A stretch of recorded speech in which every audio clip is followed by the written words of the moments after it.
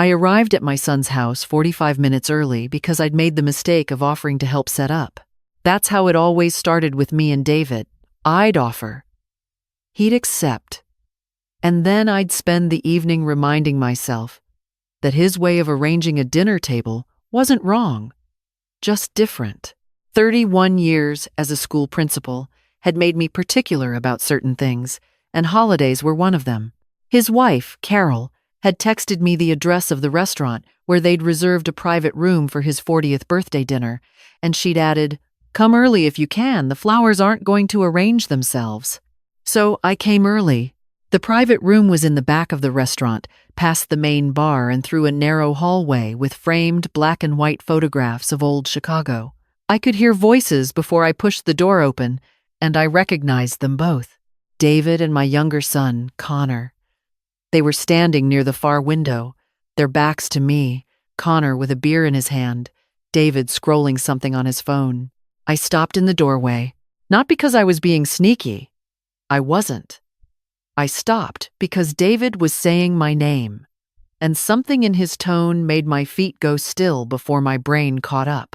"She's not going to live in that lake house forever," Connor was saying. "You know that." "I know, but she acts like it's permanent. Like she's going to be 64 forever. Dad's been gone 4 years. She's alone up there. Eventually something's going to happen. And then what?" David laughed, low and short. "Then we sell it, obviously. You know what that property is worth now? With the waterfront? We're talking close to 600,000. Connor whistled. Seriously. And that's before you factor in her retirement accounts." He paused. "She hasn't touched them, Con. Dad left her well provided for.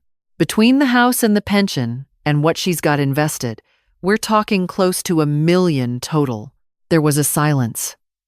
Then Connor said, quieter, "We could actually pay off the practice, and I could finally stop floating my mortgage. So we just wait." David's voice flattened. "We just wait." I stood in that hallway for what felt like a full minute, though it was probably 10 seconds. The framed photograph nearest to me showed the Chicago River in winter. Ice along the edges, everything still. Then I turned around and walked back through the restaurant to the parking lot. I sat in my car. The February air had fogged the windows already. I didn't cry.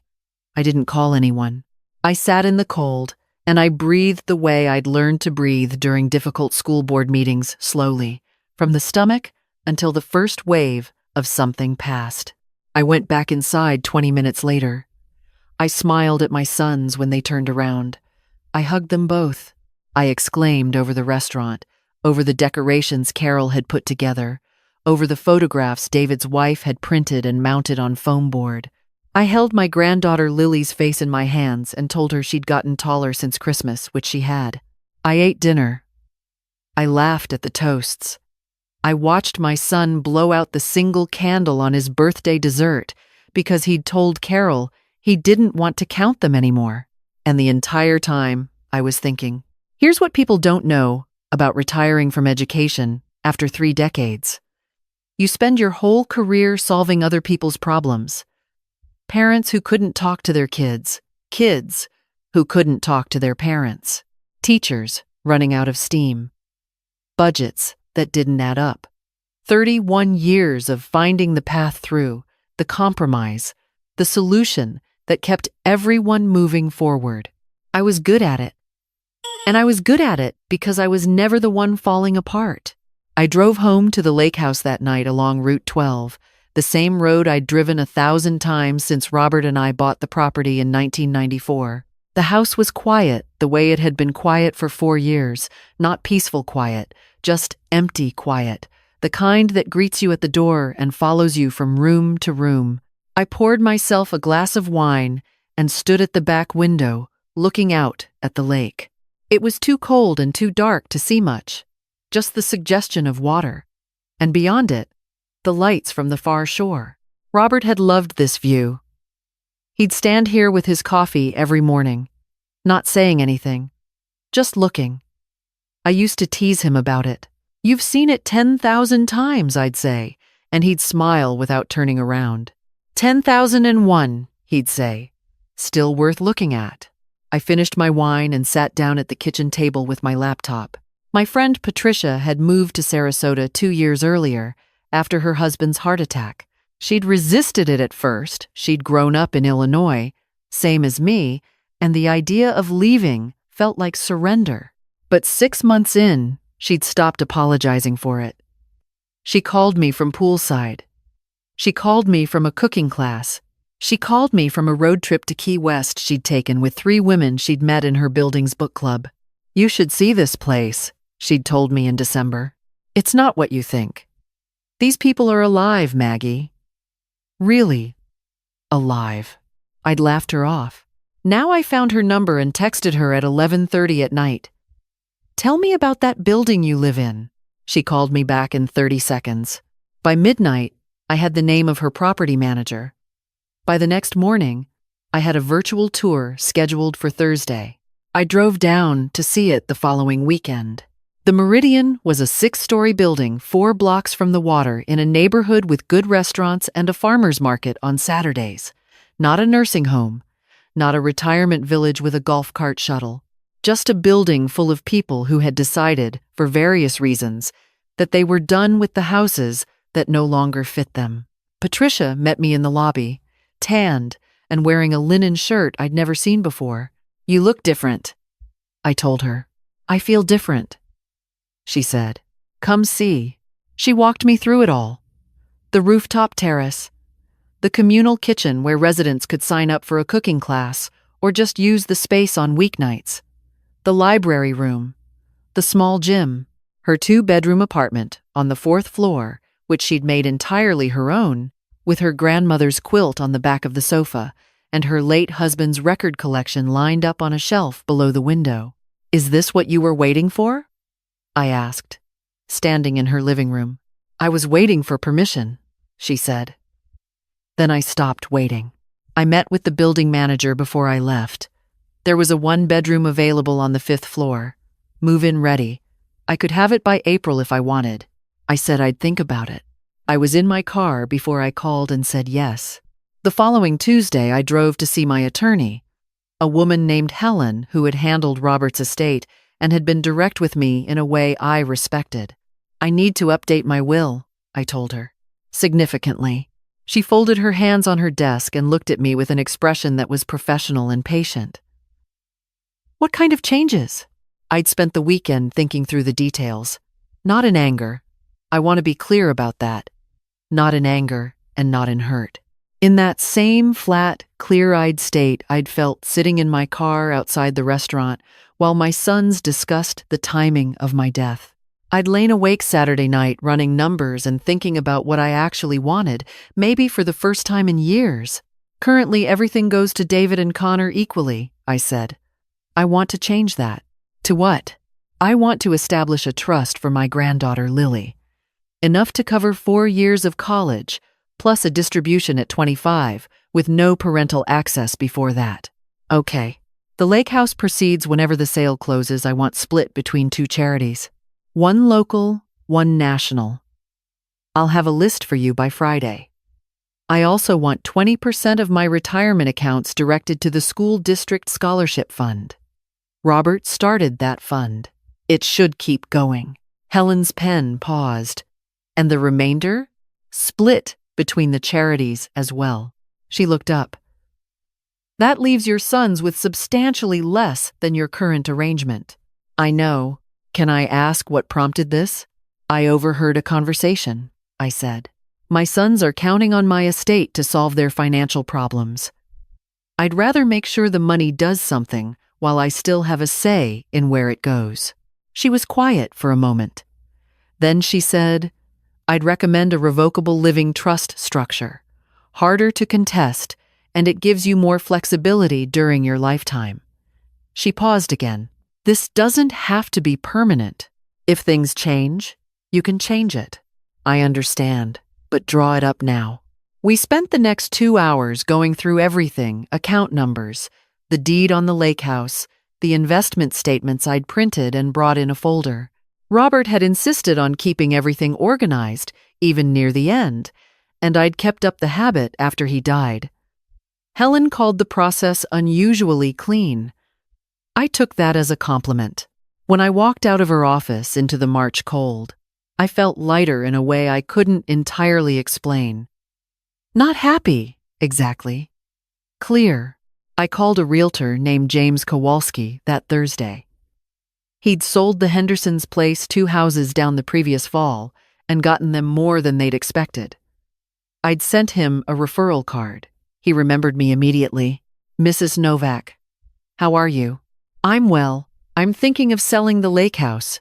Silence for a beat. That's the one. When? I'd like to list by April 1st. I'll be moving out by the end of March. Another pause. That's fast. Have you talked to your boys about this? I smiled at the kitchen wall. Why does everyone ask me that? It's my house, James. Of course. Can you do it or not? Absolutely, I can do it. He came by the following Saturday with a camera and a notepad. Walked through every room, taking measurements. We sat at Robert's kitchen table afterward, and he showed me the comparables. The market had moved. Lakefront properties in our area were selling in under 3 weeks.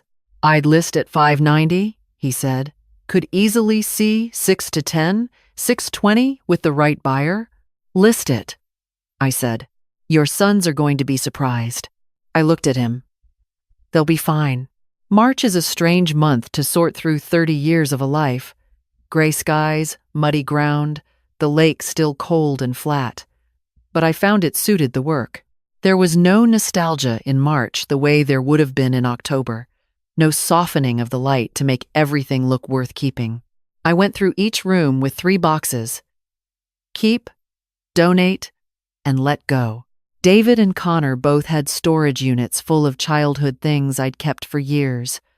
Trophies from soccer, yearbooks, Connor's entire comic book collection in 2 cardboard boxes he'd never once asked about. I packed all of it carefully with their names on the outside and stacked it in the garage. They could come get it or they could leave it. That was their decision.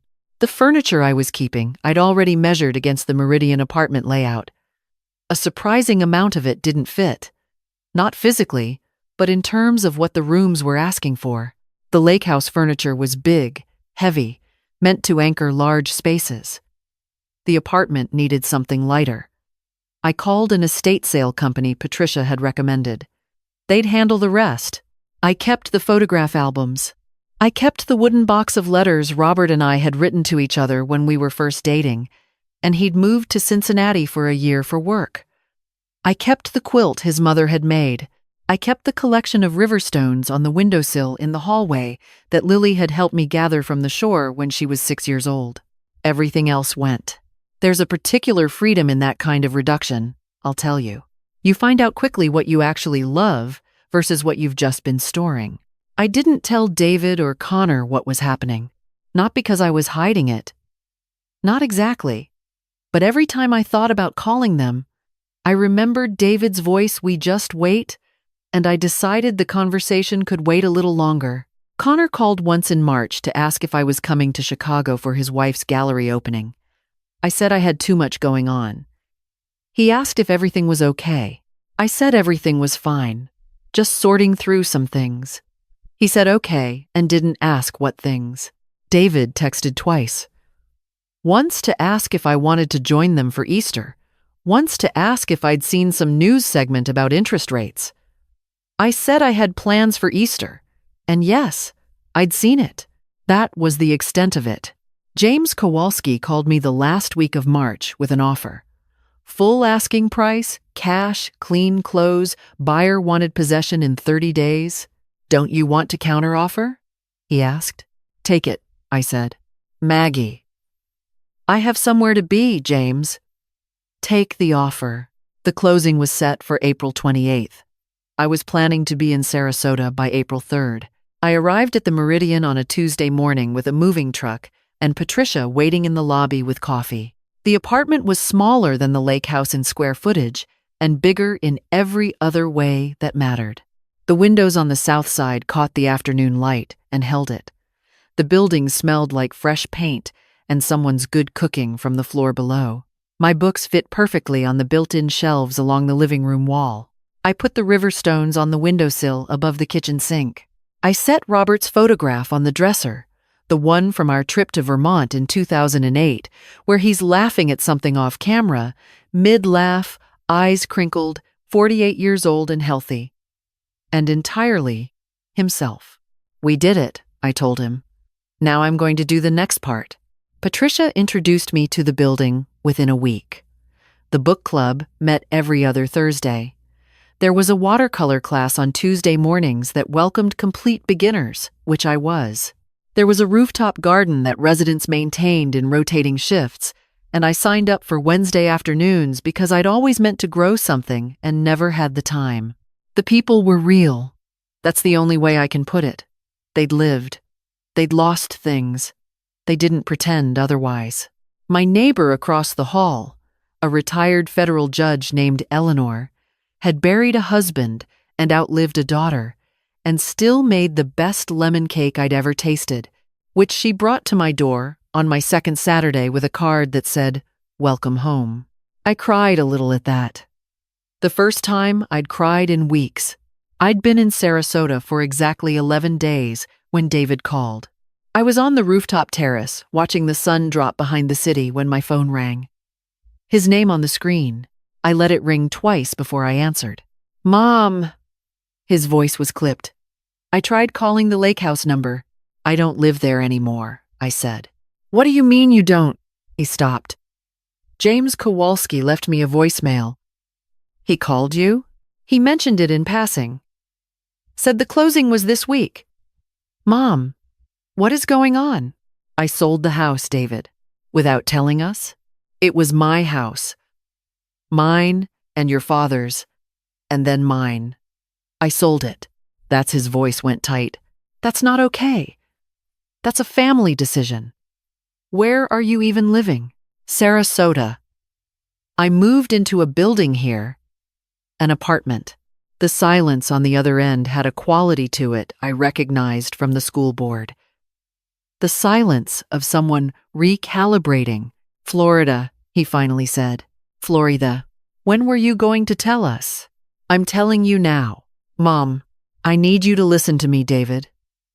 And I need you to hear what I'm saying and not react for 30 seconds. Can you do that?" He was quiet. "At your birthday dinner," I said. "I came early. You and Connor were in the back room. I heard what you were talking about." The silence changed. "I heard you say, 'We just wait,'" I continued.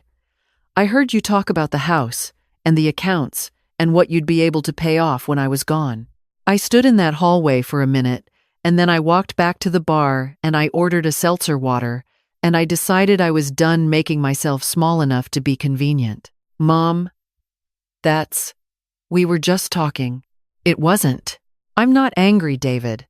I need you to understand that. I'm not calling to punish you or to make you feel guilty. I'm calling because I wanted you to hear it from me before you heard it from someone else. I changed my will. Lily's taken care of. There's a trust for her education and a distribution at 25 that neither you nor Carol can access before then. The house proceeds and most of the rest is going to charity. Some to the scholarship fund your father started." Another silence. Longer. "You're serious?" "Completely. That's our—" He stopped himself. Started again. "Dad would have wanted us to." "Don't," I said. I said it quietly, but I said it clearly. "Don't tell me what your father would have wanted. Your father wanted you to build your own life. He would not have wanted you counting the years until I died to do it." David didn't say anything for a long time. "Can we talk about this?" he said finally. "Of course. Come visit me here. I have a guest room." He didn't answer. "I have a life here, David," I said. "I'd like you to see it, but that's your choice." I hung up and watched the last of the sun disappear. A pelican landed on a roof across the street, looked around, and left. The city kept going. Connor called the next morning. He was angrier than David. He'd always been angrier than David, ever since he was small, quick to heat, slow to cool, the kind of person who needed a few days to find his way to the other side of a feeling. You couldn't even give us a warning? He said. The house is gone. Your will is changed. You moved to another state. What is this? It's my life, I said. I'm living it. We're your family. You are. And I love you. But Connor, listen to me. You and your brother were planning to pay your debts with money that doesn't exist yet. Money that isn't yours. I'm 64 years old. I am not a financial plan. That's not fair. Maybe not. But it's what I heard. You eavesdropped on a private conversation. I walked into a room early, I said. If you didn't want me to hear it, don't say it somewhere I might walk in. He had nothing for that. The kids' trust fund, he said finally. That's locked? It's managed by the trust. Neither you nor David can access it before Lily and any other grandchildren I add turn 25. Any other grandchildren. His voice shifted. So you're just done. You've decided I've decided I'm not spending whatever time I have left making myself easier to inherit, I said. If you want a relationship with me, a real one, not a scheduled check-in call, I'm here. Come see me. Let's have dinner. Tell me what's actually going on with the practice, not just the parts you want me to see. He was quiet for a moment. I'll think about it, he said. That's fine. Take your time. David came in May. He came alone, without Carol, which I thought might mean he was looking for a fight, but turned out to mean he was looking for a conversation. He showed up with a bottle of wine and circles under his eyes, and he sat at my kitchen table, looking out at the buildings and the slice of water you could see from the corner window. And he said, "It's nice here. Mom, I know. I didn't think it would be. I didn't either, at first." He turned the wine glass slowly in his hands. He'd always done that, since he was a teenager. A little self-soothing rotation when he was working something out. I want to ask you something, and I need you to be honest. Okay, is this about punishing us? The will? The house is this punishment? I looked at my son. He was 40 years old. He had his father's forehead, and my stubbornness, and a quality of genuine worry in his face that reminded me, right then, of the boy he'd been before he'd become so busy being an adult. No, I said. If I wanted to punish you, I'd have walked into that room at your birthday dinner and said what I heard in front of Carol and the kids. I didn't do that. I went home and I thought about what I actually wanted. And then I built it. He nodded slowly. What do you want? He asked. From me? From our relationship? What does that look like? I want you to call me because you want to talk to me, I said. Not to check a box. I want to hear about the hard things, not just the good news. I want you to bring Lily down here sometime and let her see that her grandmother has a life worth seeing. And I want you to stop thinking of me as a problem that's going to solve itself. He was quiet for a long time. I'm sorry, he said finally. What Connor and I were saying, I know how it sounded. But I'm sorry it was true, too, that we'd let it get to that point. I reached across the table and put my hand on his. That's where you start, I said. We talked until almost midnight. About his marriage, which was not as simple as he made it look. About Lily, who was 14 and terrifying in the way that 14-year-old girls are terrifying, in the best sense. About Robert, which we hadn't really done, the two of us, since the funeral. About what David actually wanted from the next decade versus what he'd been telling himself he wanted. When he left, he hugged me in the doorway for a long time. Come for Thanksgiving, he said, into the top of my head. Carol's already planning it, nothing fancy. I'll come, I said, if you promise the potatoes aren't from a box. He laughed for real at that. No promises. Connor didn't call for 3 months. I heard through David that he was busy, that the practice was going through a difficult stretch, that his wife had started a new job. I sent Connor's daughter a birthday card and a gift card for a bookstore because she'd mentioned once that she liked to read. I didn't add a note fishing for a response. I just sent it. He texted me in August. Not to apologize exactly, but the text said, "I've been thinking about what you said. Can we talk sometime?" I texted back, "Call whenever you're ready." He called the following Sunday evening and we talked for an hour. It wasn't perfect. He still had an edge in him that hadn't fully smoothed, a residue of feeling that I'd handled things in a way that was designed to wound. I let him say it. Then I told him what I'd already told David, that my intention hadn't been to wound anyone, but to live. "Do you think you'll ever change the will back?" he asked. "I don't know," I said honestly. "That depends on a lot of things. It depends on what the next few years look like between us." "Fair enough," he said after a moment. That was enough. For now, it was enough. Lily came to visit me in October with David. A long weekend trip she'd apparently lobbied for herself, which David reported with the slightly stunned expression of a father realizing his teenager had opinions. She was tall now, taller than I remembered, with her mother's cheekbones and a seriousness about her that I found completely recognizable. She sat at my kitchen table on her first morning and looked out the window at the city coming awake and said, without any preamble at all, "Grandma, do you miss the lake house?" "Sometimes," I said. "Do you miss going there?" "Kind of. But I think I like this better." She looked around the apartment. "It feels more like you." I handed her a cup of tea. "What do you mean?" I asked. At the lake house, everything was Dad's stuff and Grandpa's stuff and old stuff from before I was born. But here, she gestured vaguely at the bookshelves, the watercolors I'd been doing in class that were pinned along the top of the window, the river stones on the sill. "This is just yours." I sat down across from her and thought about what to say to this 14-year-old who saw things more clearly than most adults I knew. "Your great-grandmother told me something once," I said. She said, "Don't let yourself become invisible. Don't let anyone make you smaller than you are." I forgot that for a while.